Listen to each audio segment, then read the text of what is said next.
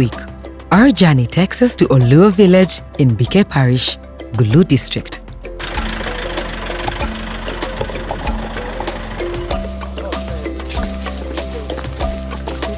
He is 29 years old and he's already mining a lot of gold from 10 acres of simsim and sorghum, 3 acres of rice and 1 acre of bananas. We are in the great city of Gulu, home of determination and big heart. Welcome to another episode of NTV Seeds of Gold.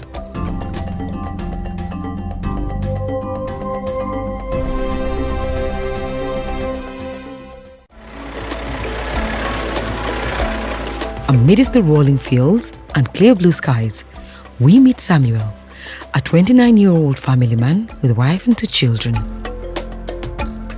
Their lives are intertwined with the cultivation of 2 remarkable crops, simsim and sorghum. Sorghum, a resilient cereal, plays a crucial role in the lives of those dwelling in drought-prone regions of Uganda, like the northern region, which in particular stands as the champion in sorghum production. Samuel proudly tends to 3 acres of this vital crop, reaping both sustenance and income from its hardy grains. Here is sorghum. Yeah. It looks like maize. Someone from the city They may think that this one is they might think it's exactly. Yeah. So how do you differentiate the two? This one, you can even see some of them, when you plant it like one seed, others they come from one seed. Can be like, I think you can see even from this one, they're coming from down. Yes. Yeah. But if someone cannot differentiate, said it like they are very young like this one, Yes. they may think that it is maize. It's maize, because yeah. you can see from other side. It does look like maize, doesn't it? Simsim thrives in the eastern and northern corners of Uganda. Samuel's 2 acres of simsim fields are a testament to this remarkable oil crop. Experts hail simsim for its nutritious seeds, prized for their high-quality oil content ranging from 44 to 52%. You can see this one is different from this one, from the shape. Yeah. This one, from our language, we call it ladon. This one is called lajimu. But from this one, from English, we call it sesame too. Oh. Yeah. This one is more ever than this one. Yeah. When you harvest it, and it is ready, and this one, it is more oil than this one. Yeah. Let's step into Samuel's world of farming and discover the impact of simsim and sorghum on his family's lives.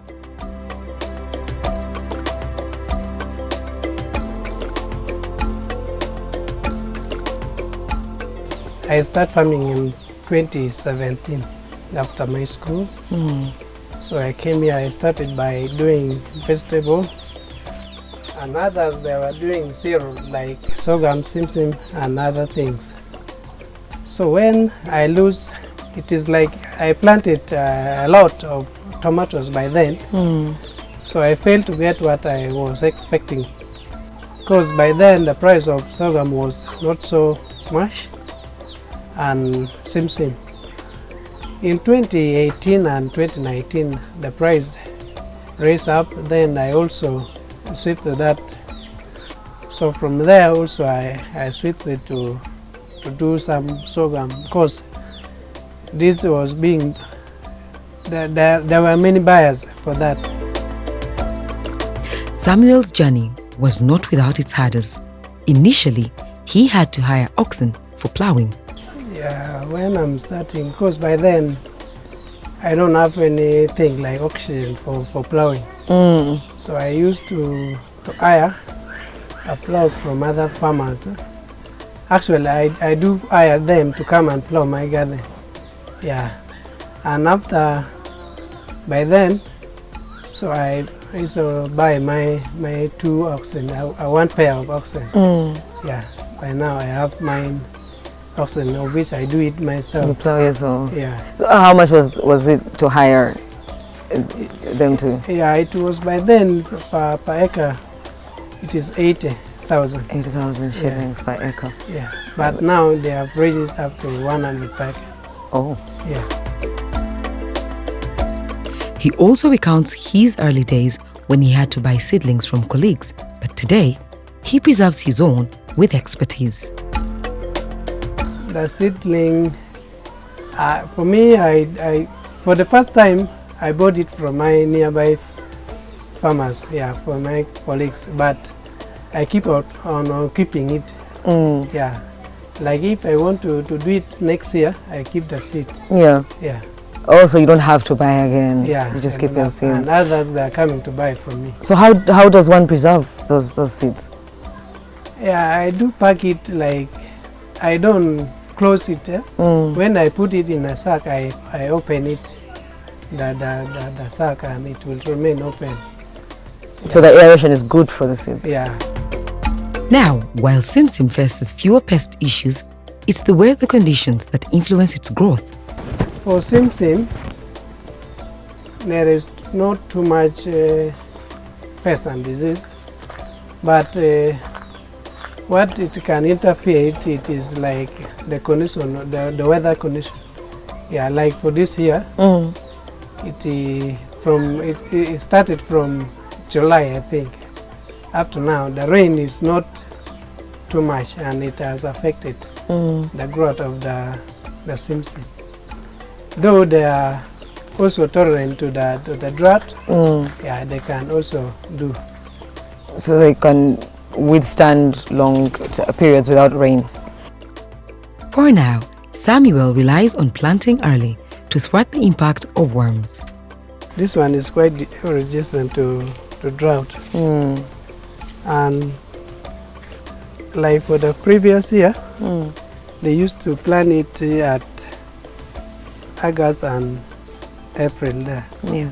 But nowadays we plant it around even May and July. Yeah. And June, I mean. Like for Sim Sim, when you plant it early, you can harvest it without any pest attack. Yeah. Yeah. Like for sorghum also the same. So like, pests are not really a big deal yeah, in that regard. the only thing that can disturb sorghum, it is bat. Bats. Yeah, bats.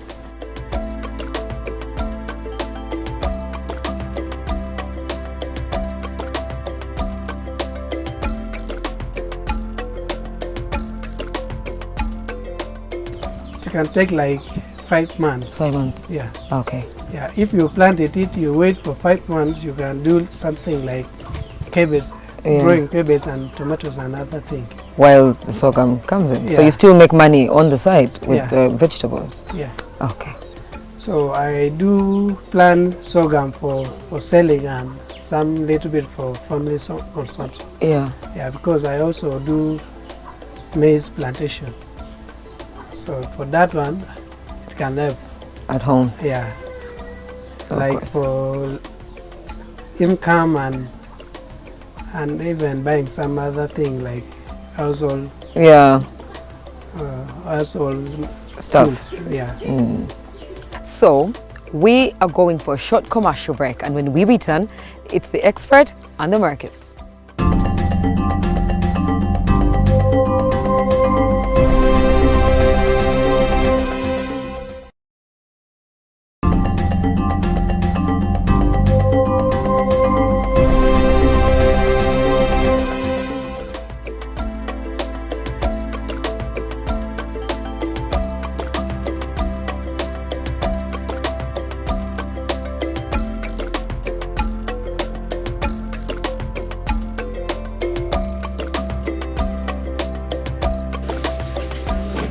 Yeah, this one is mainly for making beer. Yeah, and the price is more higher than the one for consumption. And this type, mainly we use it for food.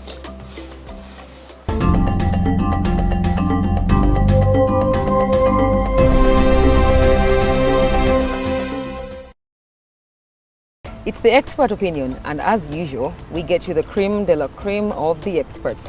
With us, we have the phenomenal Solomon Seriwo. Always a pleasure to have you on the show. So, simsim and sorghum, very popular in the northern region. Why is that? Talking about simsim, simsim is a crop that originates in the East Africa, and unlike so many other crops which have come from so many other parts of the world. So, coming from the East African region, simsim grows in an environment which I would call natural for simsim, an environment where it is used to being grown. And the similarity between simsim and sorghum is the requirement of slightly high temperatures for germination, and these temperatures are actually a lot common, especially in the north. The northern part of the country is often warmer than the rest of the country. Perhaps if you compare production of sorghum and simsim, you'll be definitely right in your observation to say majority of the simsim and sorghum production actually happens in the north. Of course, the other reason would be the availability of land, open acreages that someone can open for commercial production of these two crops. Okay, so it thrives in the north. Somebody in the south, in the center, in the east, wouldn't they be able to grow these crops? Sorghum and simsim can actually grow in majority of the parts of the country. The warm temperature is only most important when it comes to germination, and that's why if anyone is to grow these two crops in any other part of the country, they must ensure that they plant early in the season before the rains reduce the soil temperature to below counts that would make it difficult for the seed to germinate well. Because initially when the rain has just started, the soil releases the heat, the moisture that is in the soil activates together with the heat the seed to germinate. So a lot of places in Uganda can support the production of both simsim and sorghum. We see a lot of simsim being grown in the east, and of course sorghum being grown in the rest of the other parts of the country. But of course majority of the two crops are actually produced by the northern region. Okay. Yeah. As is the case with a good number of the enterprises, there is the issue of pests and diseases. So I would like to think these do get affected as well. And so how can one deal with this? Dealing with pests and diseases in both sorghum and simsim requires an integrated pest management approach. We talk about land selection, we talk about land preparation, we talk about timely planting, and then we talk about appropriate planting, the spacing, we talk about weed management, thinning, and of course the routine care and maintenance of the crops and the garden at large to ensure that the crop grows well, including soil fertility management or nutrition management for the crop. When you combine all those aspects, it enhances a plant's ability to withstand infestation and infection by pests and diseases. Looking at pests, one of the most critical pests in these two crops is of course the weeds. We know weeds compete with these two crops for nutrition and for water and space and light. It's extremely important for a farmer growing either simsim or sorghum to ensure that they manage these weeds at least twice in the season. The first is about 2 to 3 weeks after germination, and then the other is about 40 days. That's slightly more than a month after the first weeding. When we talk about the different insect pests that are common, for sorghum, there is 1 or 2 or 3 insect pests in particular that often attend, that infest the sorghum. We talk about the borers, and these include the stem borers and the pink borers that several times get into the stems of the sorghum plant, and this could introduce pathogens that introduce diseases in the sorghum plant, and definitely affects the performance of the crop. But these borers, which are the most common insect pests in sorghum, can be controlled when a farmer applies systemic insecticides like carbofuran in the rows. That prevents the early infestation. Simsim, on the other hand, doesn't have a lot of pests and diseases. What we see a lot in simsim are insect pests like thrips, like aphids, which are sap-sucking insect pests. For those, one of the biggest solutions that a farmer should look at is the application of neem oils. One of the neem oil products on the market is called nimbecidine. This has multiple modes of action and can prevent these insect pests from continuously feeding on the crop. It deters them from coming to the crop and prevents them from spreading from one crop to another. So when we get these crops to the market, we want them to be, at their best, right? So let's talk harvest practices and storage.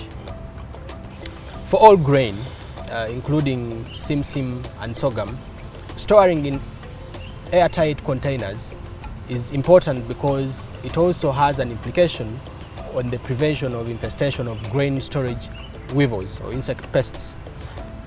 Once we harvest grain, say sorghum, several times it could come with eggs of the weevils, or the weevils could lay eggs in the sorghum during drying or during storage.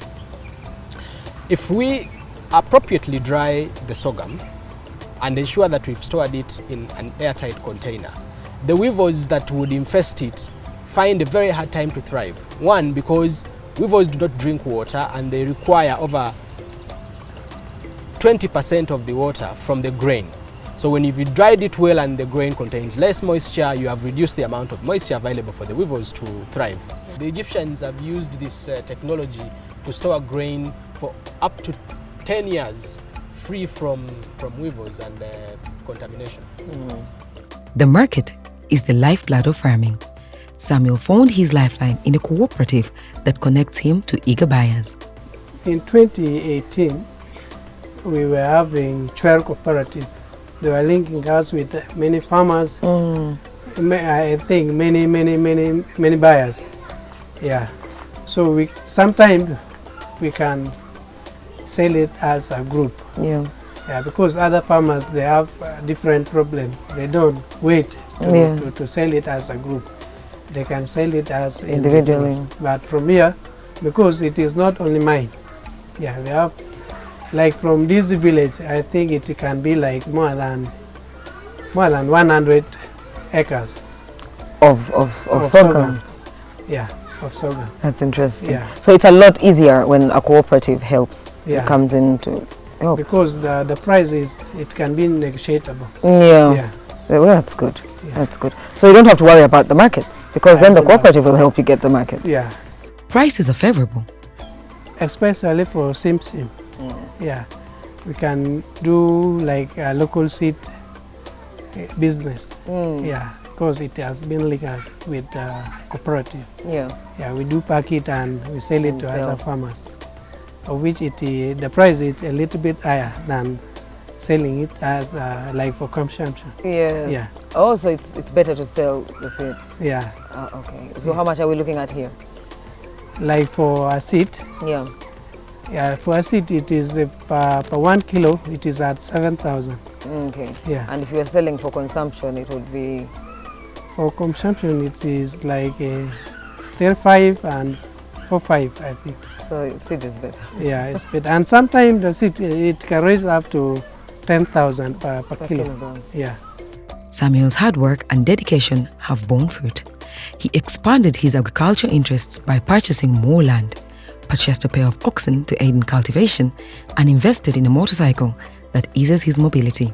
I bought a land. It is like 2 acres. Yeah, in our center here. And from that I bought a motorcycle And also what I'm planning to do with this one, to add more land, because if you have your own land and the land belong to you and you have all the papers belong to you, it will be more better than the one for family members. Yeah. Simsim and sorghum, though both valuable crops, couldn't be more different. Simsim shines with its oil-rich seeds and cultural significance, while sorghum stands tall as a resilient staple food in arid regions. Both contribute to food security and sustainable farming, but in unique ways. To truly flourish, farmers like Samuel are exploring value-added options for both simsim and sorghum, creating diversified revenue streams and promoting sustainability. For simsim, simsim seeds beyond their culinary uses are cold pressed to produce high-quality oil, finding applications in cooking, cosmetics, and traditional medicine.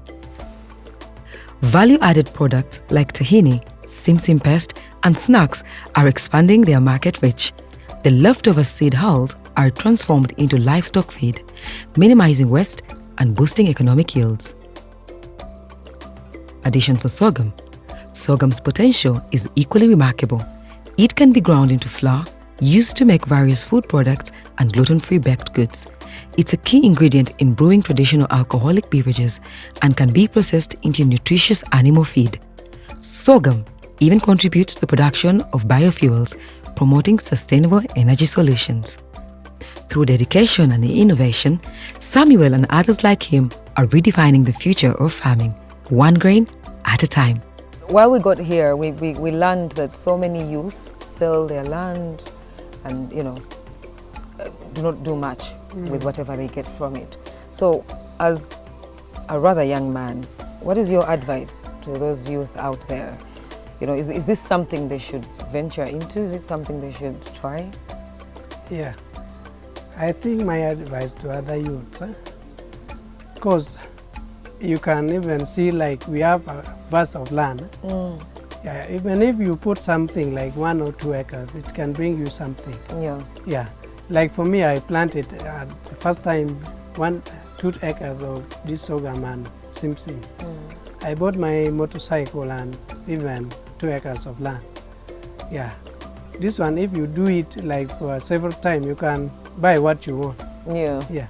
Get ahead in life. Rather than selling land and buy motorcycle and other things. Yeah. Of course. Yeah. Well, that's our episode for today. Thank you so much for tuning in, and join us again next week as we continue to explore and search for the gold in the great Gulu city. Keep those comments coming in. #NTV Seeds of Gold. We are in the great city of Gulu, home of determination and big heart. Well, that's our episode for today. Thank you so much for tuning in. Join us again next week as we continue to drill for the oil, the gold. Sorry.